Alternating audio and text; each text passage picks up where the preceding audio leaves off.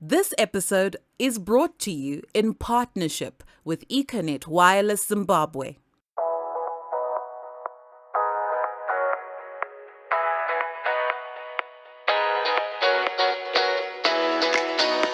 Hello there, Tando Book Club lovers. This season, we're going on a deep dive with some of Africa's female thought leaders. Joining me today as our guest for a 3-episode special in this series is Barbara Nyangairi. Barbara Nyangairi is the Executive Director of the Deaf Zimbabwe Trust. She holds a Master's in Forced Migration, a BSc in Public Administration, and Diploma in Education. Barbara has written and conducted research on deaf education, access to health for the deaf, and sign language. Barbara has a keen interest in the empowerment of the deaf and hard of hearing. She has experience in human rights, democracy, governance, elections, gender, and education. As is our custom, we always begin every episode with a quote from a famous African that we believe captures the spirit and message of our book discussion. Naturally, we've chosen a quote from Barbara's book, Thriving As A Stepmother, Equipped for Success. And the quote goes as follows. "There is no girl who said, 'When I grow up, I want to be a stepmother.' Therefore, no woman seriously thinks about what they would do if they were in such a situation until they find themselves faced with it. As such, when most women become stepmothers, they are ill-equipped for the role and simply clueless. Even if a woman feels that they are walking into their blended family with their eyes wide open, the reality may still be more challenging than envisioned." Welcome, Barbara. Thank you, Selina. So, Barbara, we're talking about the stepmother in particular in this episode. So why did you choose to focus your book on blended families around the role and importance of stepmothers? I think my reason for focusing on the stepmother is because I'm a stepmother. So first, it's a lived experience for me. And I could begin to think about the confusion, the pain, just the chaos that was going on in me when I started this journey as a stepmom, and my role in that family. So you come into a family where you are mother but not mother, where you are supposed to do certain things that mothers do, but there are limitations, there are boundaries. And so mothers play a very critical role in the home. I could call it mothers are atmosphere setters. They set the atmosphere for any home, whether it's warm or cold, welcoming or not welcoming. It is the role of the mother. They are the one that actually sets the atmosphere of the home. And here is a stepmom who has to set this atmosphere in the home, but it has boundaries. There are limitations. You are being watched. You really don't know how far to go with your role as mother, where to stop and where to start.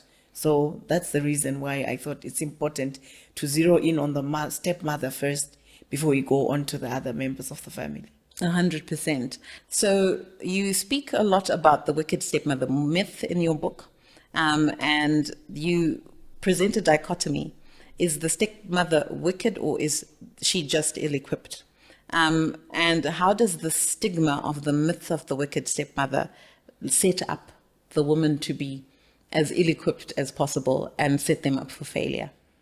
Like you read in the quotation, that in the excerpt that you read, no one wakes up and says, I when I grow up I want to be a stepmother. So when you find yourself in that role, there's really no one who provides further education really on what it means to be a stepmother. So for me, the wicked stepmother myth is so entrenched in our society. You look at Cinderella and all those stories, Hansel and Gretel. If you read the fairy, the folklore, a lot of it focused on the wicked stepmother who was competing with a stepchild. The stepchild was more beautiful, and the wicked stepmom would give more work to her stepdaughter and make them work harder than her own daughters. And so there is a lot of negativity around the stepmother. In our own culture, we hear comments like sugar yaiswa muti kunge yaiswa na stepmother kunzwira kure or drink kuita mvrinki senge yadailutwa na stepmother. All those sentiments entrench that stepmothers are wicked people, yet there are a lot of success stories of stepmoms who stepped into the lives of their stepchildren, and today they are in a better space because of them. Those stories are never told, they are never celebrated. And also even to say, how do we dig up the treasure? What did they do differently, that made it a success? So for me, the book is meant for that woman who wants to do good, but does not know how to do it because of the circumstances that surround them. Honestly, there are some women that are just bad, really. Just like there are some biological mothers who are bad to their children. So there are those stepmothers who come in and they don't have good intentions. But this book is meant for that one who wants to be equipped, who does not know what to do and sometimes is clueless on how to respond to the challenges that they face that cause them to be wicked. Yes, definitely. And you do go a lot into unpacking what you call the wicked stepmother spiral. So the well-intentioned woman comes into the home. She is doing everything she can to be as far removed from the idea of the wicked stepmother. And then she goes too far in the extreme, overexhausts herself, and almost burns out, and then now swings back into kind of like this apathy. The mode. Yes, the mode. And then now starts to do things with a bit of a hardness of heart, and then is now perceived as wicked. But she's now completely spent all of her energy and investment. So it's almost like a self-fulfilling prophecy. Absolutely. Yeah. Absolutely. So you do really give a lot of really practical good advice from all of your different studies and some of the different psychologists and family teachings that you've really scoured over the years through your journey. And there's this chapter where you talk about family hierarchy. So women entering blended families have to first accept that there will be a warped family hierarchy. What is a warped family hierarchy? My thinking of family is biblical, given my Christian orientation, and there's the order that the Bible talks about when they're talking about families. We have God, the father, the husband, the wife, and the children. But in a blended family, it's exactly the opposite. So you will find there is the father and the children, and you are at the bottom, if at all. Yeah. Okay. So you find that you come in expecting to be the mother, but you are nowhere there.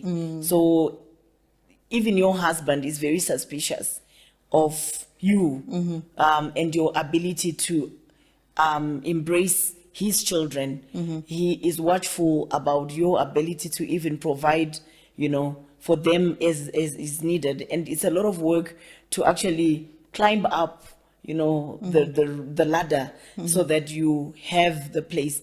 The challenge with that is that it breeds pain. I remember when I got into my marriage, the early days, I couldn't understand. I didn't understand what is going on here. Okay, so where am I, in this space? And I remember writing a letter to God. Unfortunately, my husband found it, where I was really pouring out my heart to say, you know what, Lord, I really want to do good, but I don't understand.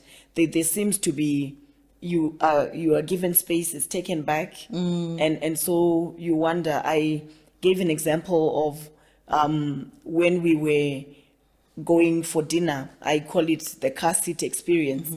And so we were going out for a meal, and my son, the eldest, from my husband, my child of love, just rushed into the car and sat in the front seat.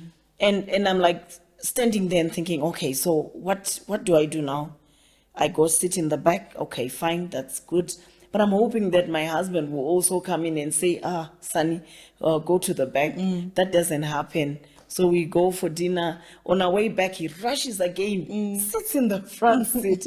At that point, I really want to say something, but I don't, and I'm very thankful for those who are of a Christian orientation, for the Holy Spirit. Just say, keep quiet. It's not the time. So it wasn't the time for me to speak out on that issue. It happened a number of times that when we were going out, my son would rush and sit in front. And I'm thinking, that's my rightful seat. But apparently it's not at that point. So at the right time, I spoke out when we were coming out of a restaurant. I said, you know what, honey, I don't think that I should be competing for the front seat with our son. Is it not proper for you to tell him? And so he says, I didn't realize. I said, really? Oh, okay. So we got to the car. My son was already seated there, and my husband says, you know what, son, allow mom to sit here. Says, oh, no problem. He just got out and said where you should. But I began to think about that and think it's our response that then makes the difference. It's the timing. When we respond at the wrong time, it will send the wrong signal about our intentions. But everything spoken at the right time, spoken without anger even, because this is just the car of a front seat. We still got to the restaurant. We were still able to have a good time. Although I was really wondering that, so did my husband not notice?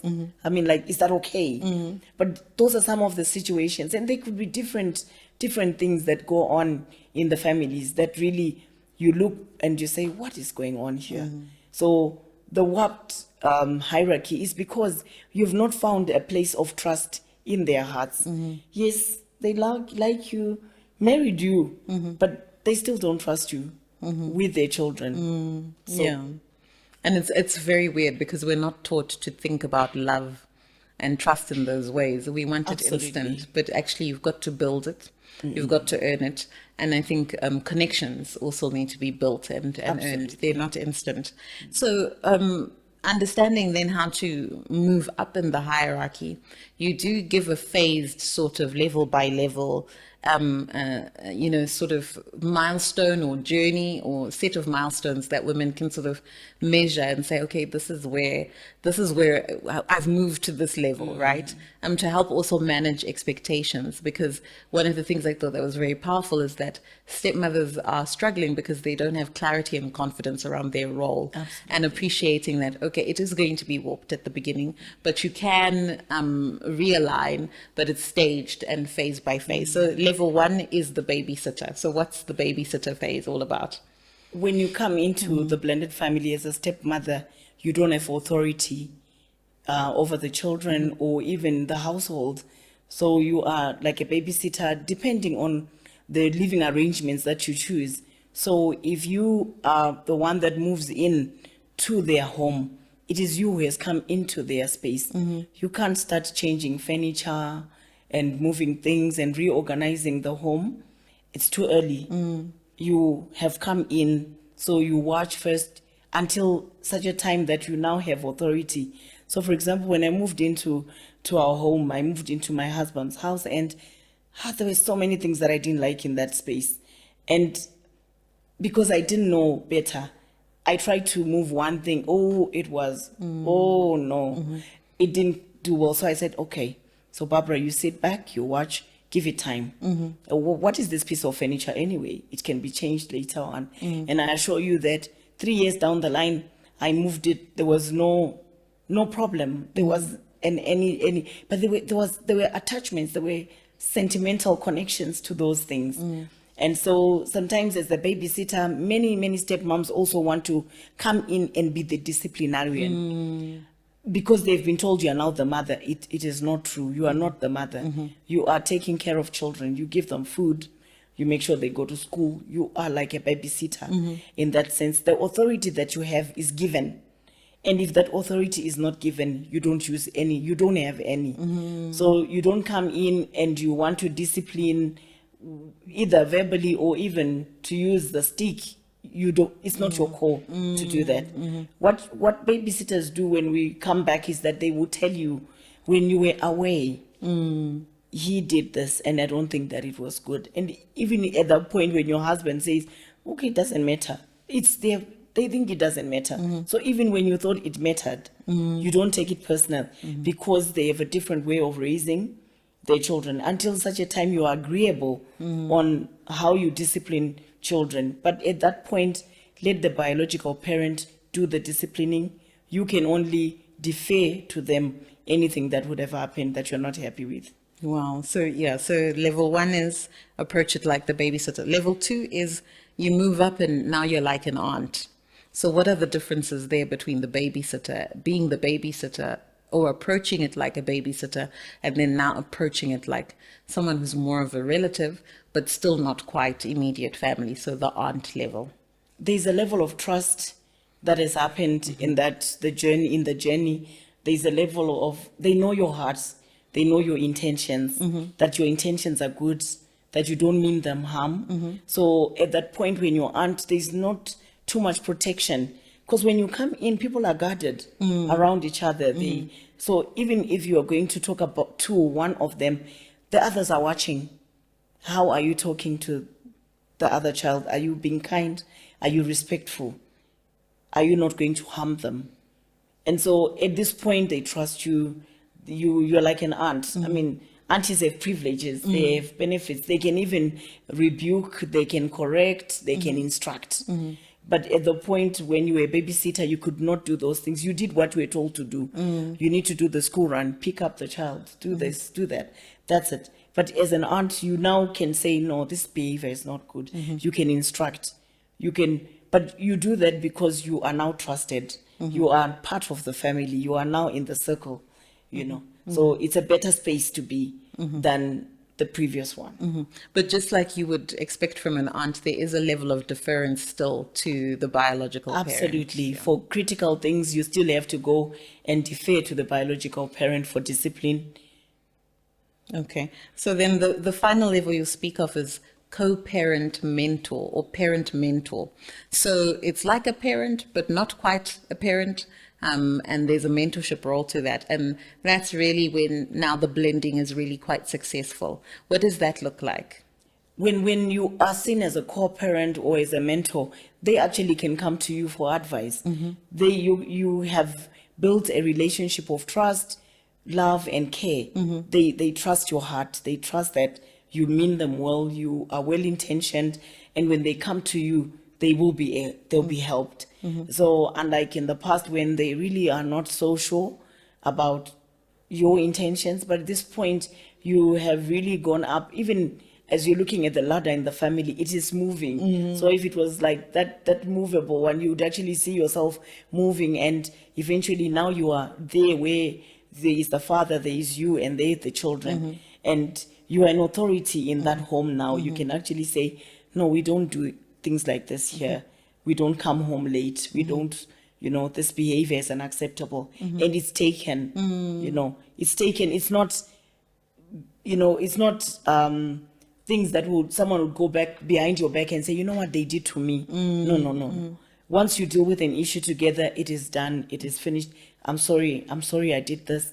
It won't happen again. That is the response that you get when you are at that level of co-parent mentor. Wow. So yeah, it takes a long journey, and it is time. For those who believe in God, a lot of Holy Spirit, I call it. Absolutely. To move There's up lots those of wisdom that's needed as you transition from one level to the other, And it looks different for every family. So some people, it's a few years. Other people, it can take a decade. Sometimes never for others. Sometimes never for others. You will remain with the babysitter status. Yes, those are the very difficult but true words you're speaking to us, Barbara. So there are 5 principles you share from your own journey, things that worked for you as a stepmother that you highlight as tools for success. These things really helped you navigate your journey. They really helped you develop and earn and build trust and connection with your children and your husband. You've got examining the heart, staying in your lane, dealing with weaknesses and flaws, and setting healthy boundaries. So unpack for us the importance of examining the heart. Why is it important to start with examining the heart? Because you determine the experience that people get with you. So for me, it was a lot of soul searching. That what is the intention of my heart? Is it pure? Is it selfish?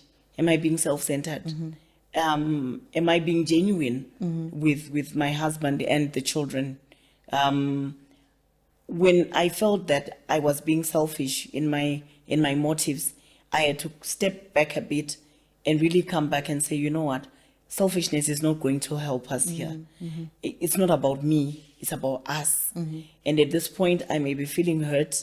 That is why I gave another tool of prayer, because I realized that when I pray, I can tell God how I'm feeling and not offend anyone. I mean, except if you're praying loudly, but if you're praying by yourself, you really can say, you know what, Lord, I'm hurt.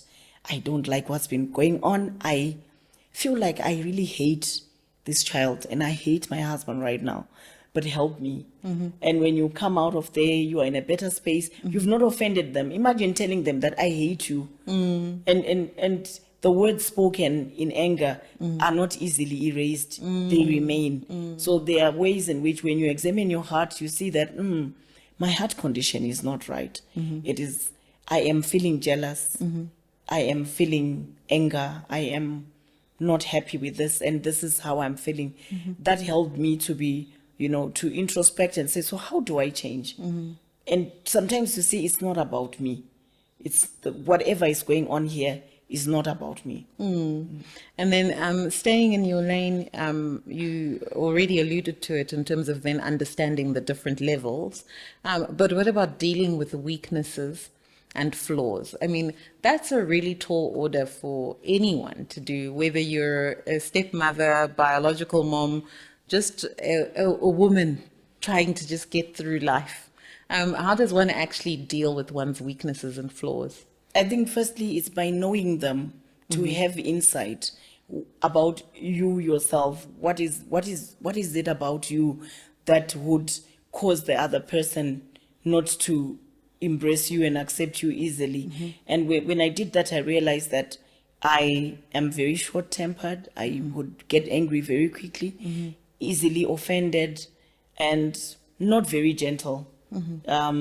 So one of the things that I began to work at is, help me to be gentle, Lord. Teach me gentleness. And I remember, if you look at my diaries, 10 years ago, that was a prayer point for me. When I looked at the fruit of the Spirit, I saw kindness, I saw love, I saw joy, peace, I saw patience, I saw, self-control. And those are some of the things that I said, I desire to do this, because those are character issues and not really something that, there are some that are easily, gentle, but for me, it didn't come easily like that. I needed to learn to be gentle. I needed to learn to be kind, but I also needed to learn it even for my own biological children, not just for my stepchildren. I needed to be kind and gentle to all the children in the home. Yeah, very, very powerful, because I think we take a lot for granted with biological parents. It's like, oh, but that's their mom, that's their father. And so that biology seems to, really give a free pass, for so many bad behavior. Yeah. And meanwhile, actually, I think biological parents do struggle. They do have moments where they're like, I don't like that child. Absolutely. And it's their child, like from, their loins, like, Absolutely. I don't like that person. And the inconvenience of love, therefore, because you still love them, but they are not in a likable moment in that time. That's so true. So, and also very interesting, that dynamic, because I think when you enter a new family, you really want to be liked, right? And so you're putting all of your energy and investment and time in there. And then if you were to look at somebody else's family, maybe the mom there is like, I just need time for myself. And so it's like you having forced time to work on yourself at the time when you really want to be pouring it out to other people. But then speak to us about setting healthy boundaries, and especially within a warped family hierarchy. Is it even possible to set healthy boundaries? Because already the boundaries look weird. Definitely the boundaries look weird, but they are things that are core to any family: respect and civility. You may not like me, but you need to respect me. You may not be happy about my being, in that home. I remember my son would ask us when we are going back to our home. I say, we are here. We're not going anywhere. I say, oh, okay. So he asked my daughter again, so when are you going back to your house? So my daughter says, I don't ask my mom, I also want to go back. Oh, wow. So one of the things that I realized that's important is respect for each other. And it's taught. It's not something that just comes naturally for many of us. We are taught to be respectful. So at that point, we had to sit down with children. You may not like each other, but you respect each other. You respect each other's boundaries. If somebody says, I don't like it, I remember teaching my son that no means no. That when someone says no, they mean it. They don't want that. They don't like it. And so you back off. You don't keep pushing them. So respect and civility are some of the healthy boundaries that are supposed to be put in place. For example, to say good morning to each other. You know, one of the things that I found out is that people don't greet each other in many homes. People just wake up and they're doing their business. And when we ask them, do you say good morning to each other? They said, why? But do you say good morning to Dad? She said, yes, I say good morning. Maybe he was not well during the night. So we don't think about it. So it's civility, it's these rules, etiquette even in the home. How do you handle other people's stuff? So you don't harm the other person intentionally. You don't cause, them pain. You sometimes you study them and you're like, you want to hurt them.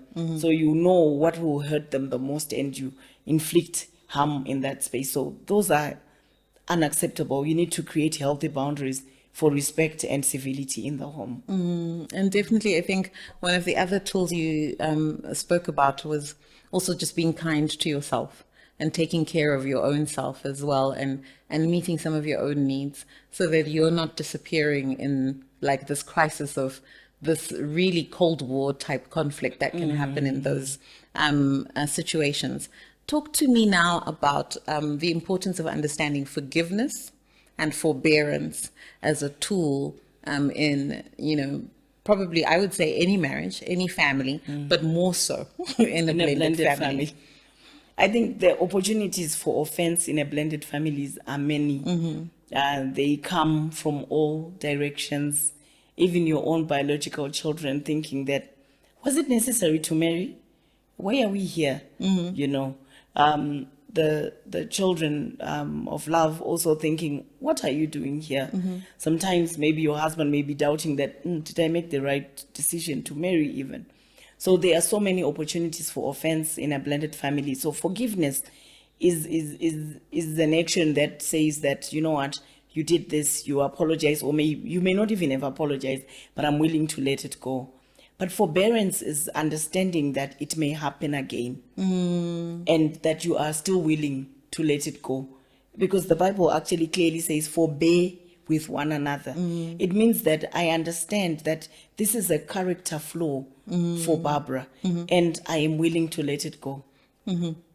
But there's still got to be a distinction, right, Barbara? There's still, because we can't be constantly forgiving some things that are, speak to a character flaw that's toxic or harmful. Absolutely. And what could some of those things be where we can forgive the one time, maybe a few more times, but afterwards now we're saying... No, but there is things that are not tolerable at all. For example, physical, abuse, sexual violence, and anything that causes bodily harm or emotional harm.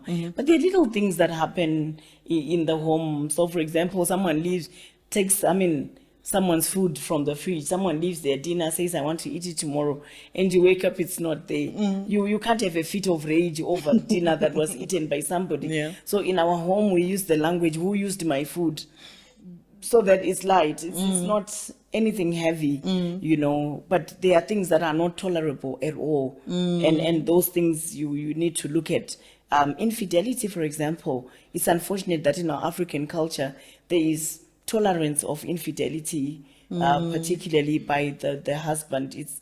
It's seen as light, unlike when it's done by the woman. But it's unacceptable. You can't say, I keep forgiving and or even forbearing because it harms you, at a personal level. So those are some of the things. But there's these little tiffs that happen when we're growing, that even with your own biological siblings, you already always have these tiffs. People fight, People quarrel, people argue, people are not happy with each other. But sometimes you realize, no, this one is like this.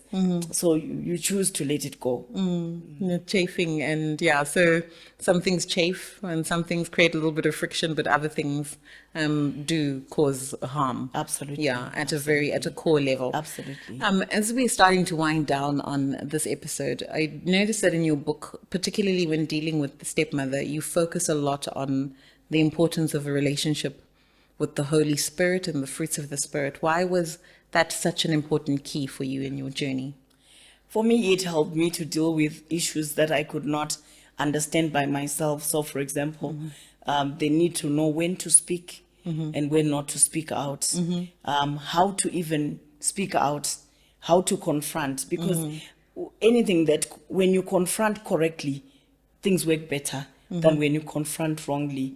The Holy Spirit also helped me to understand what language to use, It was particularly important to know when to speak, when not to speak.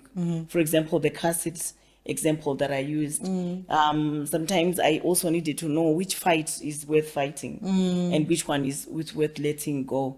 So I remember I once spoke about the dinner time, that in my home before I married, we would eat at 6 o'clock. In the evening, my husband would come back from work and start cooking. So they would eat at 9 p.m. And so when we got in, they want to eat at 9. I'm like, no, we can't eat at 9. It's too much. But for a season, I ate by myself. They ate by themselves.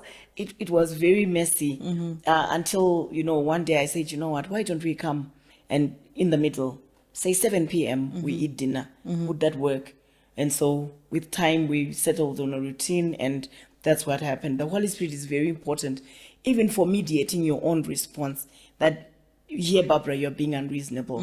This is not necessary. And what response to make when certain things happen. Definitely. And I mean, I think you described it as spirit-filled and spirit-controlled woman. Absolutely. Which I found very unique and very interesting, because some women might be like, well, I don't really have a temper problem. My issue is not, I know when to hold my peace. But, in the language and the guidance around the effect or impact of walking with the Holy Spirit, there are these things called the fruits of the Spirit. Absolutely. And all of us, regardless of where we are, can aspire to that. Absolutely. And those are pretty good things to aspire to. Things like kindness.